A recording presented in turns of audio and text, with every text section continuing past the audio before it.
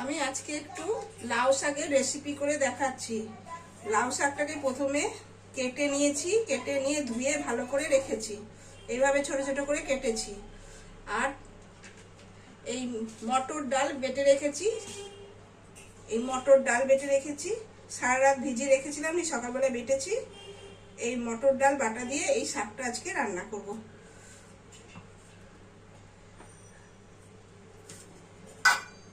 তার জন্য সর্ষের তেলটা দিয়ে দিলাম,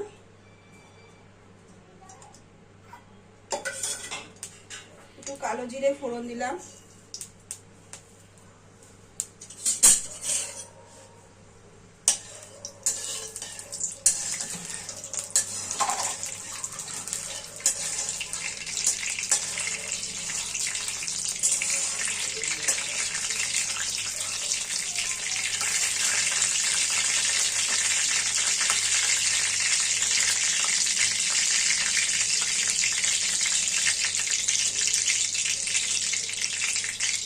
আর দুটো কাঁচা লঙ্কা চিড়ে রাখা হয়েছে, ওটা দিলাম।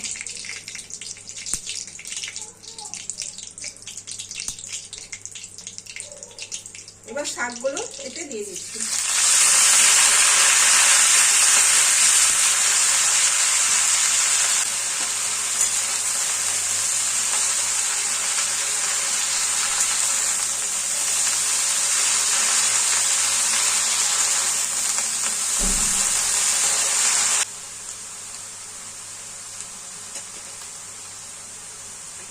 একটু সামান্য হলুদ, একদমই সামান্য হলুদ দিতে হবে, দিয়ে আমি এটাকে ঢেকে রেখে দেবো।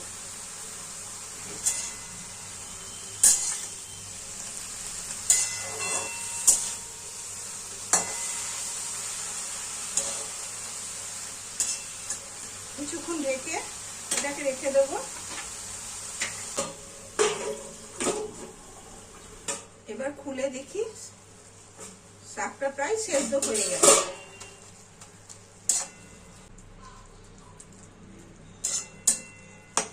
লাউ শাক খুব নরম, তাই জন্য তাড়াতাড়ি সেদ্ধ হয়ে যায়। এবার এটা সেদ্ধ হয়ে গেছে লাউ শাকটা। আমি এর মধ্যে একটু জল দিয়ে দিলাম, ডাল বাটাটার মধ্যে একটু জল দিয়ে দিলাম, কেননা গাঢ়টা দিলে সঙ্গে সঙ্গে কড়াই ধরে নেবে,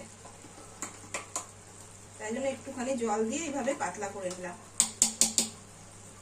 নিয়ে এবার ডালটা দিয়ে দেবো।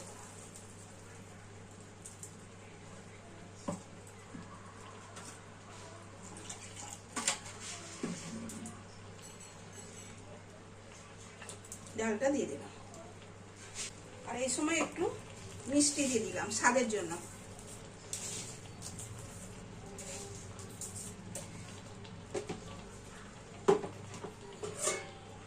এবার সমানে এটাকে নেড়ে যেতে হবে, নাহলে লেগে যাবে।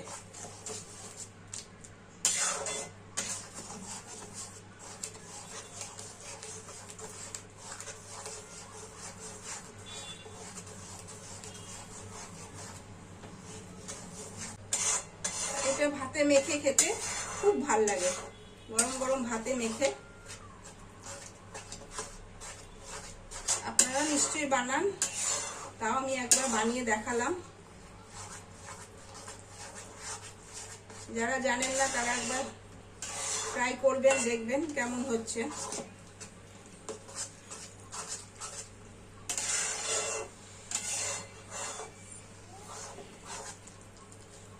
এটা আসলে আমার বৌমার জন্য করা। বৌমা অনেকদিন থেকে বলছে যে এটা করো, তাই জন্য এখন আমি এখানে আছি, তাই জন্য করে দিলাম।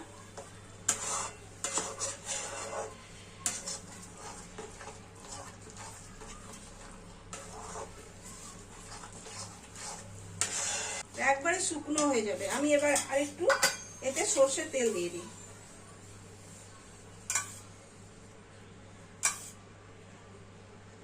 এতে একটু তেলটা বেশি লাগে।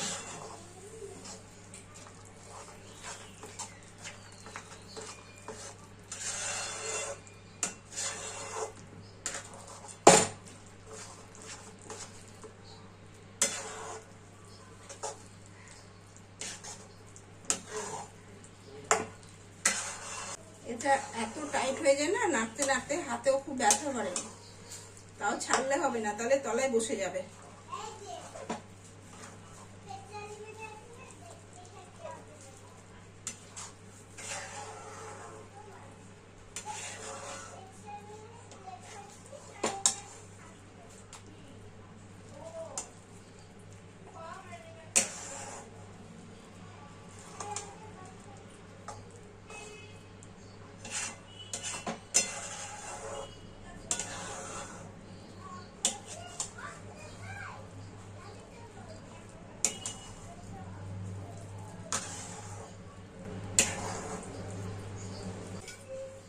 আবার একটু সরষের তেল দিলাম।